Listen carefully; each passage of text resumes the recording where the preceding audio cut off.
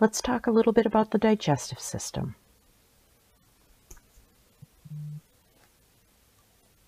The digestive system is used for ingestion, which means to bring something into our bodies. Digestion, which means it is breaking it down for our bodies to use. Absorption, which means that it will absorb nutrients so our body can use them. And elimination, which means that we eliminate it from our bodies.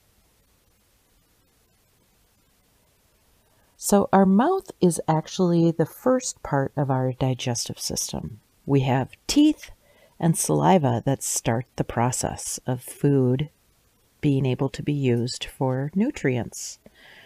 Our teeth are the mechanical digestion that is happening in our mouths. They break the food apart mechanically by chomping down on it. Saliva is a chemical digestion, and what it does is it contains enzymes which break down, the enzyme that is in our saliva is called amylase, and it breaks down starches into sugars. And that means that our body can actually use those starches for energy. And we already learned that starches are made up of sugars back long ago during our biochemistry unit in the fall. So enzymes like amylase are used to speed up the reactions. We learned about that also back in that biochemistry unit. The esophagus, okay, so the part where our food travels down towards our stomach. The food, which is called bolus, is like a clump of food, passes through the esophagus. Food moves down not by gravity, but by contractions of the muscles in the esophagus. So you don't need the gravity to get food down into your stomach. You can lay on the couch and then eat something and it will move towards your stomach because of those contractions.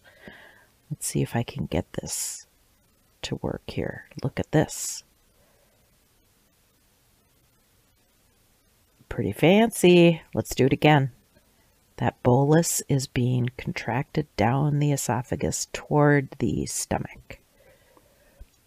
Okay, once the food gets in the stomach, chemical digestion happens and mechanical digestion happens. The chemical digestion happens because our glands release hydrochloric acid and pepsin. Okay, pepsin is an enzyme that breaks down proteins. And then so those glands release those acids and pepsin, and it helps to break the food down into very small, minute products. And then you might think, okay, well, how come it doesn't break down the stomach lining or the stomach? Well, it can, but we do have this stomach lining that protects it from these acids. And if that stomach lining is not, if we don't have those protective, kind of like a mucus in there, then those acids will actually eat away that stomach lining and it will make a hole in it. And that's what an ulcer is. Some people say, oh, I have an ulcer.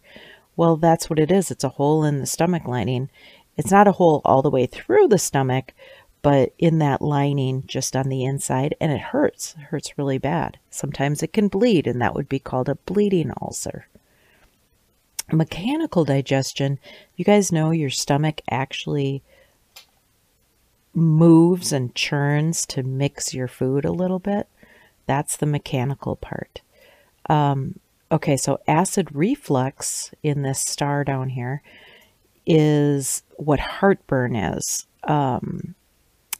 What happens is the acids in the stomach can creep back up. Let's look back up here at the stomach.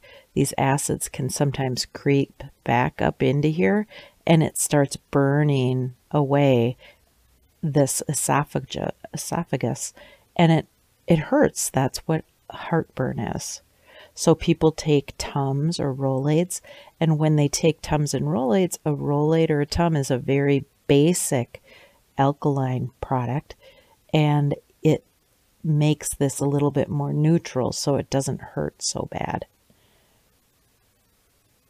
Okay, small intestines. Well, after the stomach, the food goes into the small intestines, and then it hits into the large intestine, like that, and then out your butt. Oops. Okay, so here's the small intestines. Food is mixed with more digestive juices and enzymes in that area. Okay. Where do the enzymes come from? Well, the pancreas, which is right behind the stomach, that's the pancreas. It's behind the stomach. That's why it's kind of shaded here. That produces enzymes that break down carbs, proteins, lipids, and nucleic acids.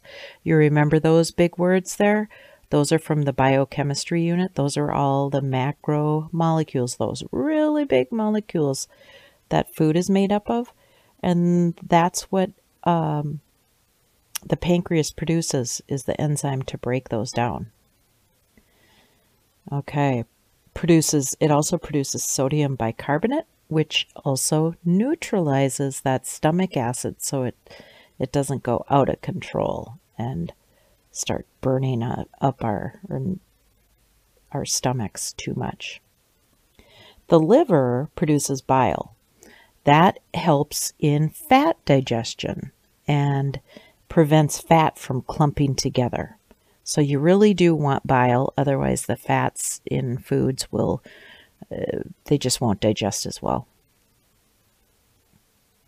Okay, so in the small intestine, we absorb the nutrients. Remember, that's the small intestine there. And the small intestine on the inside has these little tiny, almost finger-like projections, and those are called villi and microvilli, or villi. Depends on how you want to say it. That just increases the surface area for absorption. It helps a lot.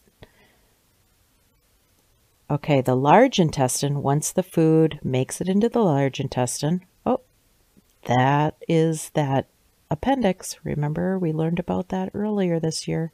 Okay, so the food gets into this large intestine, and what the large intestine does is it absorbs water and vitamins for our bodies to use. Much shorter than the small intestine that large intestine is, even though it says large, it's much shorter, but it has a wider diameter. Okay?